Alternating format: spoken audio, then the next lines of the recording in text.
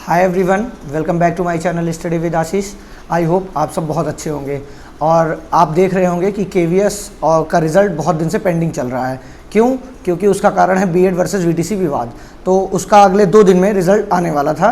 11 तारीख को माननीय न्यायालय द्वारा सुनवाई होने वाली थी, लेकिन फिर क्या हुआ उसमें और अभी आपको इंतज़ार करना पड़ेगा, क्योंकि उसकी डेट बढ़ाकर 29 अगस्त कर दी गई है। जो डेट पहले 11 अगस्त को दी गई थी वो डेट अब उठाकर 29 अगस्त को दे दी गई है।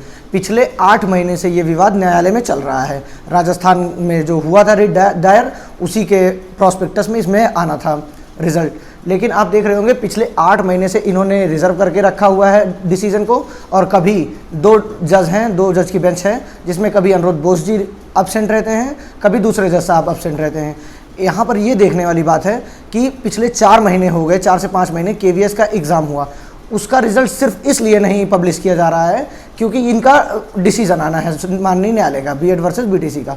अब ये हर बार डेट को आगे बढ़ाते हुए एक्सटेंड करते चले जा रहे हैं।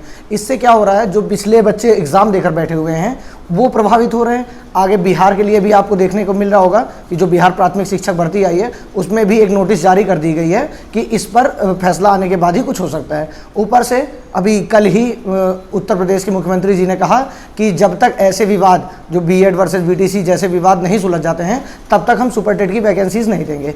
अभी यहीं कोई पॉलिटिशियन से जुड़ा हुआ मुद्दा होता तो माननीय न्यायालय हमारा तुरंत उस पर फास्ट ट्रैक पर लगाकर डिसीजन दे दिया होता। आप देखेंगे जैसे ट्रांसजेंडर इक्वलिटी का मामला था, उसमें भी बहुत जल्दी ही फैसला सुनने को मिला था हमें।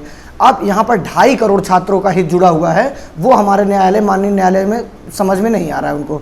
तो इसके लिए हमें लगता है हमें अपने हक की लड़ाई खुद लड़नी पड़ेगी। इसलिए आप सभी लोग, बहुत सारे चैनलों द्वारा 10 तारीख को कल मतलब यानी कल सुबह 10 बजे से ट्विटर कैंपेन चलाया जा रहा है। तो मेरा ये कहना है कि आप सभी लोग उस कैंपेन को ज्वाइन करिए और ज़्यादा से ज़्यादा लोग ट्वीट करिए कि हमारा रिजल्ट हमको चाहिए, या इस बीएड वर्सेस बीटीसी को विवाद सुलझाएं। फैसला किसी के भी हित में हो, चाहे बीएड वर्सेस बीएड के हित में हो या बीटीसी के हित में हो, उससे नहीं मतलब है। कम से कम बच्चे कुछ क्लियर तो हो जाएंगे।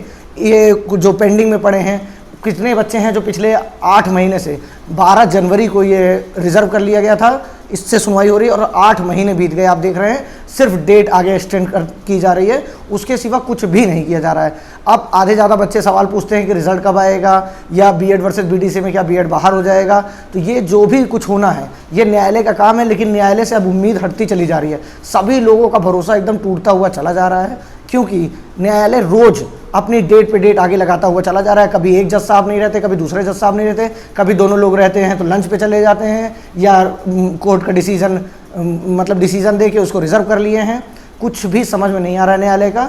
हमें क्या करना है, कल हमें खुद अपने हक के लड़ाई के लिए जो भी ट्विटर कैंपेन चलाए जा रहे हैं उसमें अपना ज़्यादा से ज़्यादा सहयोग करना है, और सुबह 10 बजे से ही आप अपना ट्वीट करना स्टार्ट कर दीजिए और अपने जितने ज़्यादा से ज़्यादा दोस्त हों उनके पास ये वीडियो पहुंचाइए, जिससे हमारा रिज़ल्ट जो है वो आ सके। क्योंकि आपको पता है केवीएस ने बता रखा है कि हम रिज़ल्ट तैयार करके रख चुके हैं, एक लिस्ट बीएड वालों के साथ एक लिस्ट बिना बीएड वालों के।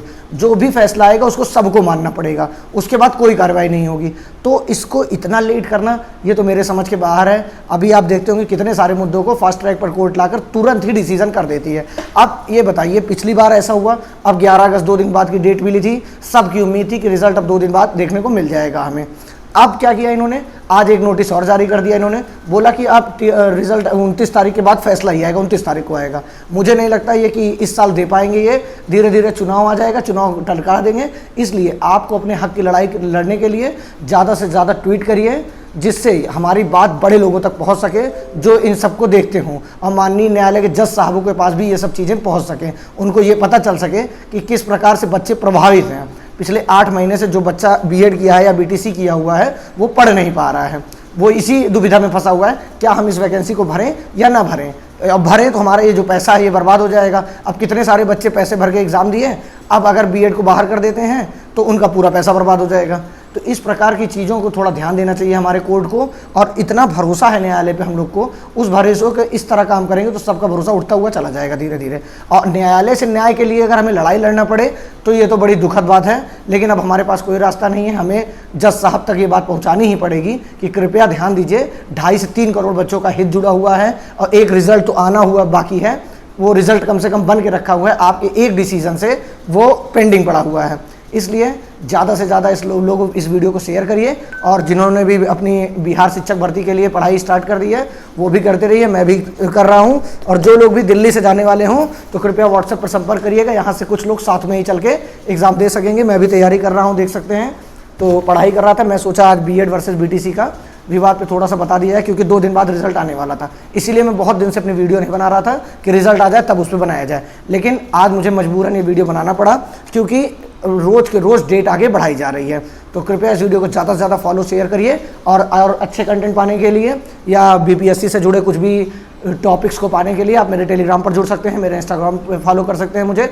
बाकी थैंक यू सो मच। जो भी जानकारी चाहिए होगी कमेंट के माध्यम से पूछ सकते हैं।